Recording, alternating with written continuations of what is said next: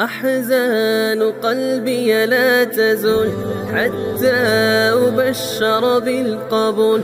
أحزان قلبي لا تزول.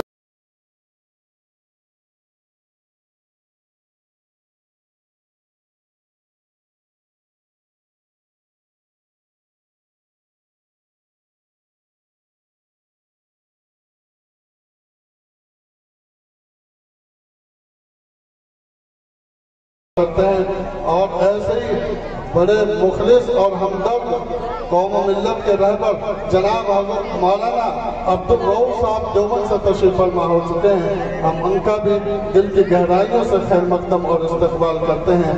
آئیے پروگرام کو آگے بڑھاتے ہیں. اس سے قبل میں آپ حضرات سے پھر ادب درخواست کرتا ہوں کہ جو لوگ غیب پر ہیں تو وہ پنڈال گاہ میں تشریف لے آئیں. بڑے اطمینان اور سکون کا ماحول آپ حضرات نے پنڈال میں بنا رکھا ہے، تو اسی طرح آپ سکون اور اطمینان سے بیٹھیں. میں عزیز محمد عامر صلی اللہ علیہ وسلم سے گزارش کرتا ہوں کہ طالب علم آئیں اور اپنی تقریر سے سامعین کو مستفیض فرمائیں. محمد عامر صلی اللہ علیہ وسلم. معزز سامعین کرام قدر، ہمارے درمیان حضرات علماء کرام کا ورود مسعود ہو چکا ہے، تو ہمیں ان کا اکرام کرنا ہے. اور اکرام وہ یہی ہوتا ہے کہ ہم ان کے بیانات کو سنیں، اور اکرام یہی ہوتا ہے کہ اطمینان اور سکون کے ساتھ بیٹھیں. اکرام کا تقاضا آج یہی ہے کہ علماء کرام جو کچھ بیان کریں، جو ہدایات دیں، تو ان کو ہم عمل کی نیت سے سنیں اور اپنی زندگی کے اندر انقلاب لائیں.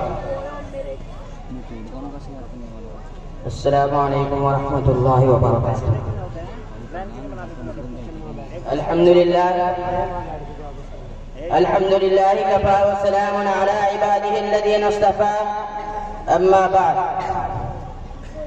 فأعوذ بالله من الشيطان الرجيم. بسم الله الرحمن الرحيم. ولا تهنوا ولا تحزنوا وأنتم الأعلون إن كنتم مؤمنين. صدق الله العظيم.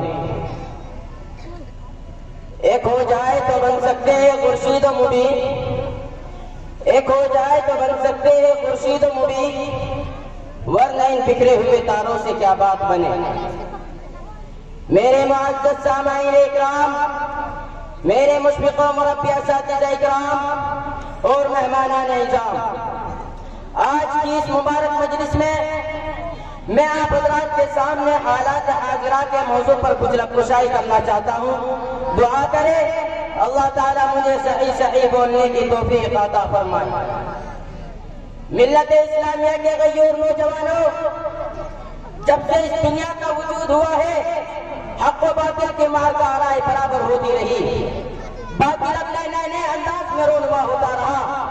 کبھی باطل نے علماء اور مسلمانوں کو ختم کرنے کی کوششیں کی، کبھی باطل نے اسلام پر حملہ کیا، کبھی باطل نے سنت رسول پر حملہ کیا، کبھی باطل نے اسکول و مدارس پر حملہ کیا اور ان پر پابندی عائد کرنے کی کوششیں کی. الغرض باطل نے اسلام کو مٹانے کی ہر طرح سے کوششیں کی. مذہب اسلام کے ماننے والوں کو دہشت گرد کہا، بغیر کسی جرم کے جان کی سلاخوں کے حوالے کر دیا. یہ باطل طاقت شب روز گرم ہوتی رہی اور اسلام کو جڑ سے مٹانے کی کوششیں کی جاتی رہی. لیکن ہر دور میں حق نے باطل پر شکنجہ کسا، باطل کو منہ توڑ جواب دیا اور باطل کو منہ کی کھانی پڑی. ملت اسلامیہ کے غیور نوجوانوں، یہ فسادات کا بازار ہر دور میں گرم ہوتا رہا. آج سے 1400 سال پہلے جب اسلام پہاڑات کی چوٹیوں سے بلند ہونا شروع ہوا، اس وقت بھی یہ فسادات رونما ہوتی رہی. قربان کیا اس ذات گرامی پر جس کے اوپر قرآن کریم کا نزول ہوا، جس کے اندر اللہ تعالیٰ ارشاد فرماتے ہیں وَلَا تَهِنُوا وَلَا تَحْزَنُوا وَأَنْتُمُ الْأَعْلَوْنَ إِن كُنتُم مُؤْمِنِينَ. کہ تم خوف نہ کرو، تم غم نہ کرو، تم عزت بلند رہو گے بشرطے کہ تم مومن کامل ہو، مومن کی صفات تمہارے اندر موجود ہو، مومن کی صفات سے تمہارا دل مالا مال ہو، تو دنیا کی کوئی بھی طاقت تمہارا کچھ بگاڑ نہیں سکتی. چرند پرند تمہاری اطاعت کر سکتے ہیں، شیر بیڑے چیتے تمہاری اطاعت کر سکتے ہیں، دنیا کی تمام مخلوق تمہارے تابع دار بن سکتی ہے. عزیزان ملت، اس ایمانی طاقت کی وجہ سے حضرات صحابہ ہر شے پر غالب رہے. سمندر نے انہیں راستہ دیا, صحراؤں نے انہیں جگہ دی, غزوات میں ان کی مدد کی گئی. حق ہر موڑ پر غالب رہا, حق کا کچھ بگاڑ نہ سکے. حق ان کے مقابلے میں شمشیر خرا بن کر آیا اور تمام باقی طاقتوں کو جڑ سے اکھاڑ کر پھینک دیا.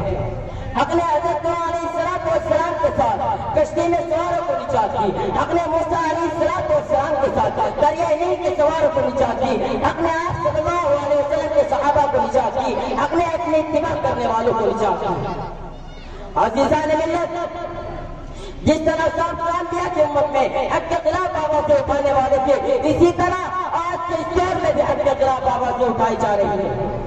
داڑھی ٹوپی والوں کا بائیکاٹ کیا جا رہا ہے, ان کے قربانیوں کو فراموش کیا جا رہا ہے, ان کو دہشت گرد کیا کر بدنام کیا جا رہا ہے, ان پر طرح طرح کے ظلم عائد کیے جا رہے ہیں. قرآن و سنت پر عمل کرنے والوں کو حضرت انسان تصور کیا جا رہا ہے. غزے کے اسلام کے اندر داخل شدہ چیز کو نیست و نابود کیا جا رہا ہے. اسلامی تعلیمات کے وقار کو مجروح کیا جا رہا ہے اور یہ نعرے لگائے جا رہے ہیں کہ ہندی ہندو ہندوستان ملا باغ پاکستان. افسوس صد افسوس, ہماری عقل غارت ہو گئی.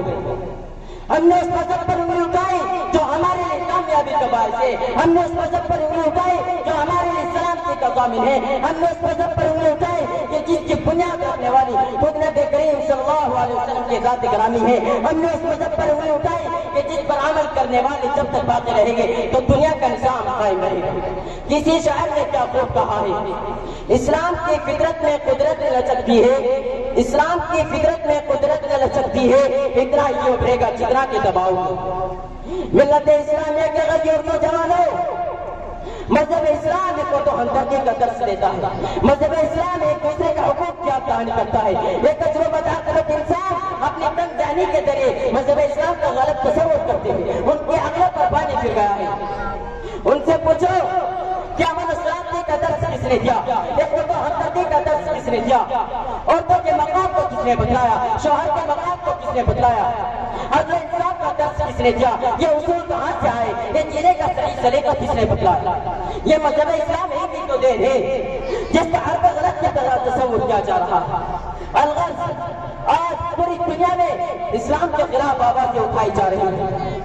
کہیں مسجدوں کو منہدم کیا جا رہا ہے, کہیں مدارس کو نشانہ بنایا جا رہا ہے, کہیں فلسطین میں حملے ہو رہے ہیں, کہیں افغانستان میں مسلمانوں کے خلاف سازشیں رچی جا رہی ہیں, کہیں کشمیر میں بم دھماکے ہو رہے ہیں. الغرض, چاروں طرف سے مسلمانوں کو پریشان کیا جا رہا ہے. کیا یہ ان کی سوچ غلط نہیں؟